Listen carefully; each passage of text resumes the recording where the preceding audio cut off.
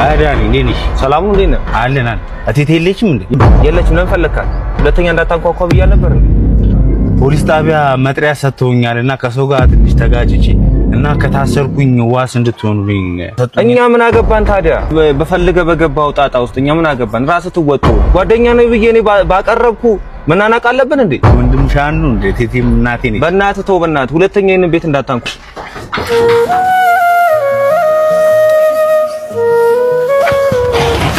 ማን ነበር ያንኳኳ? ዱርዬ ቦቼ ነዋ። ተጣልቼ ምናምን ዋስኑ ምናምን መጥራት ተሰጥቶኝ ምናምን ይላል። እኛ ምን አገባን ሲጀምር? ወይ ልጄን ታሳሱት እንዴ? ትናንትና እኮ መናኸሪያ ውስጥ ለኔ ብሎ ተጣልቶ ነው ሰው ሰድቦኝ። ነፍሴን በሰው ደስታ ሰላም ስሞላበት ስሜቴን ጎድቼ ለኔ ሳልኖርበት ሰጠው ብዬ ነበር ፍቅሬንም በትኜ መልሴ ሲሆን ክፋት ተሸነፍኩ አዝኜ